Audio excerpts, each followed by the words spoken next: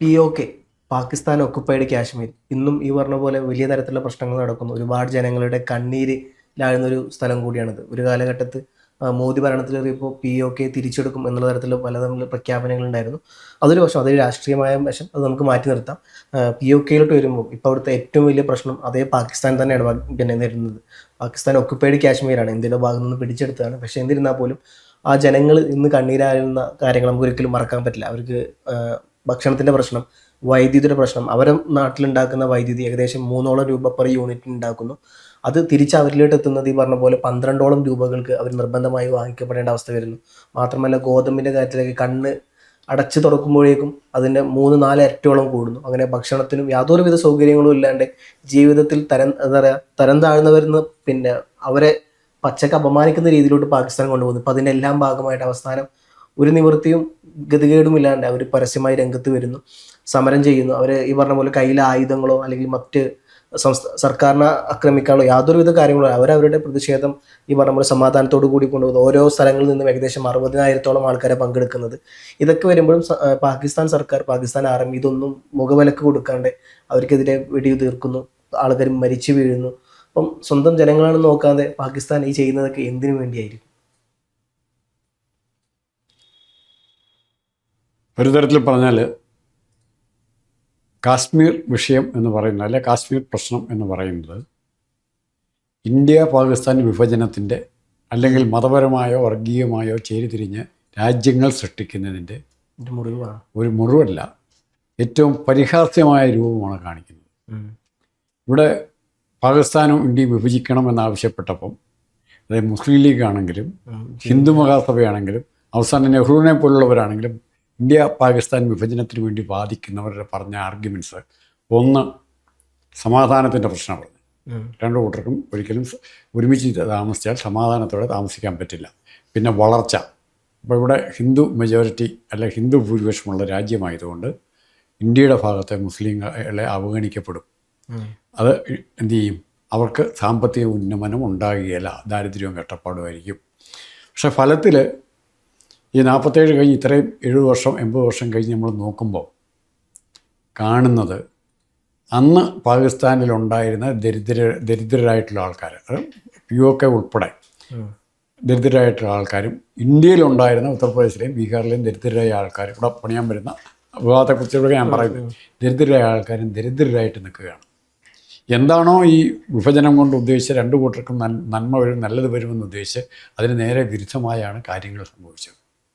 അപ്പോൾ ഇവിടെ പണ്ട് ഈ ബംഗാൾ ക്ഷാമത്തിൻ്റെ കാലത്ത് ബ്രിട്ടീഷ് ചർച്ചിൽ പറഞ്ഞതാണ്, അവർ പട്ടിണി കിടന്ന് ചാകട്ടെന്ന് പറഞ്ഞതാണ്. ബംഗാളിൽ ഏറ്റവും കൂടുതൽ ക്ഷാമം ഉണ്ടായ സമയത്ത്, സ്വാതന്ത്ര്യം കിട്ടുന്നതിന് മുമ്പ് വിൻസ്റ്റൺ ചർച്ചിലിനോട് ഉടനെ സഹായിക്കണം എന്ന് പറഞ്ഞ 1800-കളിലുണ്ടല്ലേ. അതെ. അപ്പോൾ ഇയാളോട് സഹായിക്കണം, ഇയാൾ പറഞ്ഞ മറുപടി അത് കുറേ പേര് പട്ടിണി കിടന്ന് ചാത്തോട്ട്, അവർ ജീവിക്കാൻ അർഹരല്ലെന്നാണ്. അപ്പം ആ കാഴ്ചപ്പാടാണ് ഇപ്പോൾ പാകിസ്ഥാനിലെ ഭരണകൂടം എടുത്തിരിക്കുന്നത്. അത് പാകിസ്ഥാൻ്റെ ഭരണകൂടത്തിൻ്റെ കുഴപ്പമല്ല, അവിടെ ജനാധിപത്യ ഭരണകൂടമല്ല അവിടെ ഭരിക്കും, പട്ടാളത്തിൻ്റെ നിയന്ത്രണത്തിലാണ് ഭരണം. അവർ പോപ്പുലർ കൺസേൺസിനോട്, ജനങ്ങളുടെ ബുദ്ധിമുട്ടിനോട് വളരെ കുറച്ചേ പ്രതികരിക്കുകയുള്ളൂ, വളരെ കുറച്ചേ പ്രതികരിക്കുകയുള്ളൂ. അപ്പോൾ പാകിസ്ഥാൻ്റെ ഈ രീതിയിലുള്ള സമീപനം ഇവർ വേണേൽ കുറേ മരിച്ചാലും കുഴപ്പമില്ല. പാകിസ്ഥാൻ്റെ അടിയിൽ തന്നെ ഈ തരത്തിൽ പലതരത്തിലുള്ള വേർതിരിവ് അവർക്കെടുത്തുണ്ട്. അപ്പോൾ അവർ ഏറ്റവും കൂടുതൽ പ്രാതിനിധ്യം കൊടുക്കുന്നത് പഞ്ചാബ് പ്രൊവിഷൻസിന് വേണ്ടിയിട്ട് മാത്രമാണ്. അപ്പുറത്ത് ഈ പറഞ്ഞ പോലെ മറ്റ് പല പ്രൊവിഷൻസ് ഉണ്ടാകും, അവർക്ക് ഈ പറഞ്ഞ പോലെ ഖൈബർ പഖ്തൂൻ, ബലൂചിസ്ഥാൻ പോലത്തെ പല ഭാഗങ്ങളുണ്ട്. ഇപ്പുറത്ത് POK ഉണ്ട്, പല ആൾക്കാരവിടെ വിഭജിച്ച് കിടക്കുന്നത്. പക്ഷെ അവർക്കൊന്നും ഈ പറഞ്ഞ പോലെ ഒരു വിലയും കൊടുക്കുന്നില്ല. എല്ലാം ഈ പറഞ്ഞ പോലെ അവിടെ പഞ്ചാബ് പ്രൊവിൻസിന് മാത്രമാണ് എല്ലാവിധ കാര്യങ്ങളും, എല്ലാവിധ സൗകര്യങ്ങളും അവിടെ കൊടുക്കുന്നത്. അല്ല, അതാണ് ഏറ്റവും വിഭാഗീയതയുടെ ഏറ്റവും പ്രധാനപ്പെട്ട കാരണം. പണ്ട് നമ്മൾ പറയുന്നത് ഉത്തർപ്രദേശാണ് എല്ലാം കൊടുക്കുന്നതെന്ന്. ഇപ്പം അത് ആ കാലം മാറി ഗുജറാത്തിനായി. ഇവിടെ അങ്ങനെ ഓരോ മാറ്റങ്ങൾ ഇങ്ങനെ എല്ലാ രാജ്യത്തും ഉണ്ടായിക്കൊണ്ടിരിക്കും. പക്ഷേ പട്ടിണി ഇടുക എന്ന് പറയുന്നത് പാകിസ്ഥാനെ കൊണ്ട് മാത്രം സാധിക്കുന്ന കാര്യമാണ്. ഒരു ജനത മുഴുവൻ പട്ടിണി കിടക്കുകയാണ്. ഇന്ത്യക്ക് സഹായിക്കാൻ ഇഷ്ടംപോലെ ഏതെല്ലാം തരത്തിൽ വേണം ഇന്ത്യക്ക് സഹായിക്കാൻ പറ്റുന്ന സ്ഥിതിയാണ് ഇപ്പോൾ ഇന്ത്യ, ഭക്ഷണത്തിൻ്റെ കാര്യത്തിൽ, എല്ലാ കാര്യത്തിലുമല്ല. അപ്പോൾ അത് ഉപയോഗപ്പെടുത്താൻ പാകിസ്ഥാനും പറ്റുന്നില്ല, ഇന്ത്യക്കും പറ്റുന്നില്ല. നമ്മുടെ തന്നെ കൂട്ടത്തിൽ നമ്മുടെ കൂടെ ജീവിച്ച് വളർന്ന ആൾക്കാരാണ് അവിടെ താമസിക്കുന്നത് എന്നുള്ള ബോധം ഉണ്ടായെങ്കിലും മാത്രമേ സാധിക്കുള്ളൂ. അതിന് എളുപ്പവഴി ഇന്ത്യക്കാരെ തെരുവ് പറയിപ്പിക്കുക. ഇന്ത്യക്കാരാണ് നമ്മൾ പട്ടിണി, അല്ലെ പാകിസ്ഥാൻകാരാണ് പട്ടിണി.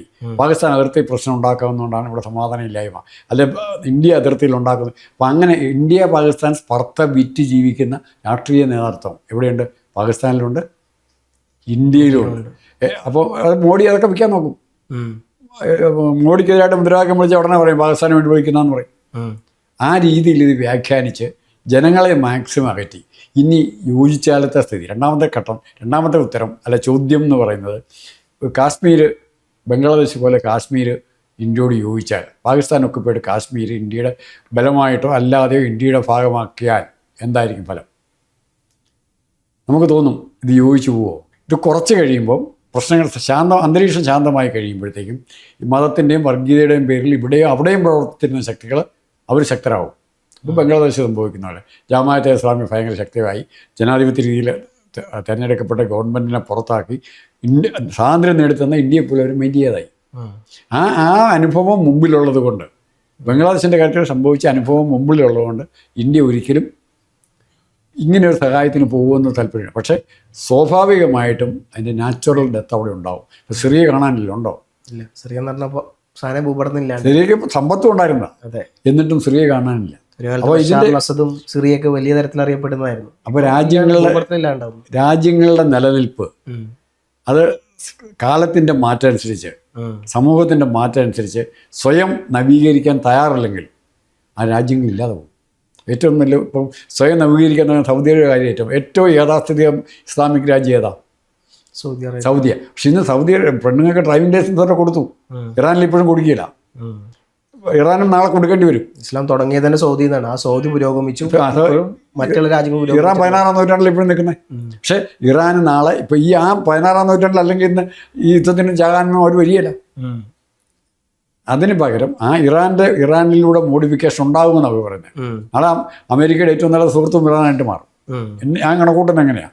ഒരു കാലഘട്ടത്തിൽ അവരങ്ങനെയായിരുന്നു. ഏറ്റവും വലിയ ഉത്തമ മിത്രങ്ങൾ ഈ പറഞ്ഞ പോലെ സൗദി ഇസ്രായേൽ ആയിരുന്നില്ല, ലോകത്തിൽ ഇറാനായിരുന്നു അമേരിക്കയുടെ. ഇന്ത്യയുടെ കൂട്ട് തന്നെ ഏറ്റവും പരമ്പരാഗത പേർഷ്യ എന്ന് പറയുന്ന പഴയ സംസ്കാരത്തിന്റെ ഭാഗമല്ലേ അത്? റഷ്യ. അതൊക്കെ നശിപ്പിച്ചില്ലേ?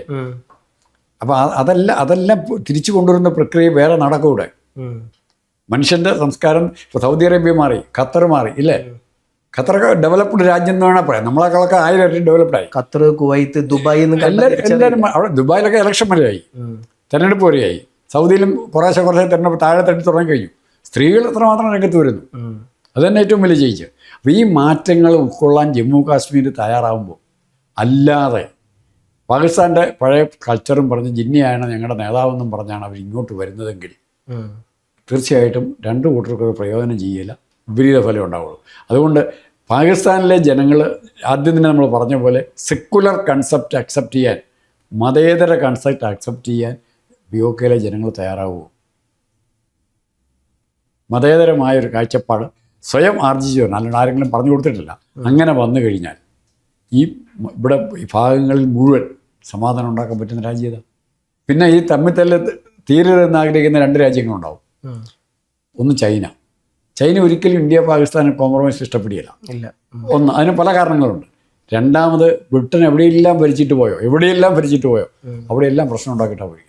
അതൊരു പരിധി ബ്രിട്ടീഷ് കോളനി എവിടെയില്ല. അത് അമേരിക്കയിലോട്ട് ഇല്ലെന്നേ.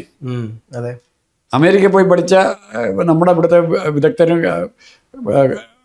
കാസംബിയെ പോലുള്ള വിദഗ്ധരും റഷ്യയിൽ പോയി ലണ്ടൻ സ്കൂൾ ഓഫ് എക്കണോമിക്സിൽ നിന്ന് പഠിച്ചു വരുന്ന അവന്മാരെല്ലാം വിഭജനമാണ് പറയുന്നത്. ലണ്ടൻ സ്കൂൾ ഓഫ് എക്കണോമിക്സിൽ നിന്ന് പഠിച്ച KN രാജു ഉൾപ്പെടെയുള്ളവർ ഇന്ത്യയുടെ വിഭജനത്തെക്കുറിച്ചേ പറയുള്ളൂ, ഇന്ത്യയുടെ ഭിന്നതയെക്കുറിച്ചേ പറയുള്ളൂ. പക്ഷേ അമേരിക്ക പോയി പഠിച്ച അങ്ങനെയല്ല. JC കൊമ്പ്രഫിയുണ്ട്, ഏറ്റവും പ്രധാനപ്പെട്ട ധനതത്വ ശാസ്ത്രജ്ഞനായിരുന്നു, അമേരിക്കനാണ് പഠിച്ചത്. അവർ യോജിപ്പിനെ കുറിച്ചാണ് പറയുന്നത്. പാകിസ്ഥാനിൻ്റെ ഇന്ത്യ വിഭജനത്തെക്കുറിച്ചുള്ള ടേം അവിടെ വരികയില്ല. മറ്റുള്ളവർ സംസാരിക്കുമ്പോൾ അങ്ങനെയല്ല വരുന്നത്. എങ്ങനെ ഇന്ത്യ ഇല്ലാതാക്കാം, ഇന്ത്യ ഉണ്ടോ, ഇന്ത്യ എന്ന് പറഞ്ഞ രാജ്യമുണ്ടോ? ഇത്തരം ചോദ്യങ്ങളാണ് ലണ്ടൻ സ്കൂൾ ഓഫ് എക്കണോമിക്സ് പഠിച്ച്. അത് നമുക്ക് ഇവിടെ സംസാരിച്ചാൽ തിരിയല്ല. പക്ഷേ എന്നാൽ പോലും ഇപ്പോൾ പറയുന്നത് POKയും നമ്മുടെ കാശ്മീരുണ്ട്, ഇന്ത്യ ജമ്മു ആൻഡ് കാശ്മീരുണ്ട്. നല്ല ജീവിതവും നല്ല രീതിയും കാണുമ്പോൾ ഉറപ്പായിട്ടും അപ്പുറത്തെ തോന്നുന്നു നമുക്കൂടെ അവകാശപ്പെട്ടതായിരുന്നു. ഇവർ പറയാൻ പോകുന്നത് നമ്മുടെ സ്വത്ത് കൊണ്ടാണോ ജീവിക്കുന്നതെന്ന് പറയും. പ്രചാരണം അങ്ങനെയായിരിക്കും. നമ്മുടെ അടിച്ചെടുത്തുകൊണ്ട് പോയ POKയിൽ നിന്ന് അടിച്ചെടുത്തുകൊണ്ട് പോയ സ്വത്ത് കൊണ്ടാണ് JNK ഭംഗിയായിട്ട് ജീവിക്കുന്നതെന്ന് പറയും. അതാണ് സിറ്റുവേഷൻ. ഇത് പറയുമ്പോൾ എനിക്ക് നമ്മൾ പറയാണ്ടിരിക്കാൻ ഒഴിവാക്കാൻ പറ്റാത്തൊരു ഓർഗനൈസേഷനുകളുണ്ട്, JAC അഥവാ ഈ ജോയിന്റ് അവാമി ആക്ഷൻ കമ്മിറ്റി. ഇവരാണ് ഇപ്പോൾ ഈ പറഞ്ഞ പോലെ എല്ലാവിധ പ്രശ്നങ്ങൾക്കും ഇവർ ഒത്തൊരുമയിലൂടെ ഉണ്ടാക്കിയ ഒരു സംഘടനയാണ് ഈ JAC എന്ന് പറയുന്നത്. ഇവരാണ് ഈ പറയപ്പെട്ട കറണ്ട് ബില്ലിൻ്റെ വൈദ്യുതി വർധനവ് കൂടിയപ്പം അത് നമ്മൾ ആലോചിക്കണം. അവരെ സ്വന്തം നാട്ടിൽ പാകിസ്ഥാന് നല്ലൊരു ശതമാനം വൈദ്യുതി ഉണ്ടാക്കുന്നത് ഈ POKയിൽ വെച്ചിട്ടാണ്. കാരണം അവിടുത്തെ ഒരു ഡാമാണ് പ്രധാനപ്പെട്ട അവരുടെ വൈദ്യുതി ഉണ്ടാക്കുന്നത്. അപ്പം അതിന്ന് അവർ വാങ്ങുന്നത് 3 രൂപക്ക് പെർ യൂണിറ്റിന് വാങ്ങുന്നു. അതേ സാധനം തിരിച്ച് ഇവരേകൾ നിർബന്ധമായി വാങ്ങിപ്പിക്കുന്നത് 12 രൂപക്കുമാണ്. നമ്മുടെ ഇവിടുത്തെ KSEBയുടെ കൂട്ടം. അതെ. അപ്പം നമ്മൾ കുറച്ചും കൂടി നമുക്ക് അക്സെപ്റ്റബിൾ ആണ്. മീൻസ് ഗവൺമെൻറ് കൃത്യമായി ഓർഗനൈസേഷൻ ആയതുകൊണ്ട് അത് കുഴപ്പമില്ല. പക്ഷേ പലതരത്തിലുള്ള പ്രശ്നങ്ങൾ ഇപ്പോൾ 2023 ഈ സാധനം ഇത്രയേറെ കൈവിട്ട് പോകുന്നതും പിന്നീട് അതിന് ശേഷം നടന്ന മെയ് ഓഗസ്റ്റ് നടന്ന 2003 പിന്നെ പ്രശ്നങ്ങൾ, പിന്നീട് 2024 മുസാഫാബാദിൽ നടന്ന പിന്നെ വെടിവെപ്പ്, ഇതൊക്കെ അതിന് ശേഷമാണ് ഇപ്പോൾ വീണ്ടും ഈ പ്രശ്നം കുത്തിപ്പോകുന്നത്. അപ്പോൾ ഇത് ഒരു തുടർക്കഥയായിക്കൊണ്ടേ ഇരിക്കുകയാണ്. ഇനി ഇതിൻ്റെ അറുതി ഉണ്ടാവൂ എന്നുള്ള ചോദ്യം വീണ്ടും അവിടെ കിടക്കുന്നുണ്ട്. എനിക്ക് തോന്നുന്നില്ല ഇതിങ്ങനെ പോവുകയാണെങ്കിൽ ഇപ്പം അടുത്തൊന്നും ഈ സാധനം അവസാനിക്കും എന്നുള്ളത്. അല്ല, അത് അങ്ങനെ ഇന്ത്യക്ക് നല്ലത് അവിടെ സമാധാനപരമായൊരു POK ഒരു ഗവൺമെൻറ് ഉണ്ടാവുക, അല്ലെങ്കിൽ നൂർത്തിയില്ല വന്നാൽ കൂടുതൽ ശല്യമാണെങ്കിൽ ഇങ്ങോട്ട് പിടിച്ചെടുക്കുക എന്നുള്ളത് മാത്രമേ മാർഗമുള്ളൂ. ഈ ഒറ്റ സൊല്യൂഷനുള്ളൂ. ഒന്നുകിൽ അവർ മര്യാദയ്ക്ക് ജീവിക്കാൻ തുടങ്ങുക, നമ്മളുമായിട്ട് യോജിച്ച് ജീവിക്കുക, അല്ലെങ്കിൽ ബലം പ്രയോഗിച്ച് പിടിച്ചെടുക്കുക.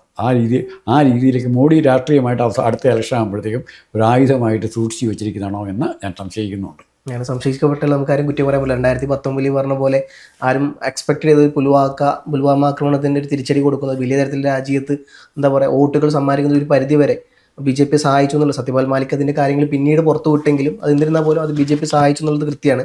അതേപോലെ കാശ്മീരിൻ്റെ പദവിയുമായി ബന്ധപ്പെട്ട കാര്യങ്ങൾ, ലഡാക്കിൻ്റെ പ്രശ്നങ്ങൾ, ഇതെല്ലാം മോദി പറഞ്ഞ സാധനങ്ങളായിരുന്നു. അത് അതേപോലെ അവർ ചെയ്തു. അവർ പറഞ്ഞ മറ്റൊന്നായിരുന്നു ഈ പറഞ്ഞ പോലെ രാമക്ഷേത്രം, അത് അവർ ചെയ്തു. പിന്നെ പറഞ്ഞ ഒന്നായിരുന്നു POK, പാകിസ്ഥാൻ ഒക്കുപൈഡ് കാശ്മീർ താങ്കൾ തിരിച്ചെടുക്കും എന്നുള്ള സാധനം. അത് എന്തായാലും 2029 ഇലക്ഷൻ ആകുമ്പോഴേക്കും മോദി പിടിച്ചെടുക്കുമോ ഇല്ലയോ എന്നുള്ള ചോദ്യത്തിന് മുമ്പിൽ കിടക്കുന്നുണ്ട്. എന്തായാലും എനിക്ക് തോന്നുന്നു മോദിയുടെ അടുത്ത നീക്കം ഈ പറഞ്ഞ പോലെ അതിലോട്ടുള്ള ഒന്നും തന്നെ ആയിരിക്കും എന്നുള്ളത് അതൊരു നോട്ടപ്പുള്ളിയായിട്ട് ഇട്ടിട്ടുണ്ട്. അതെ.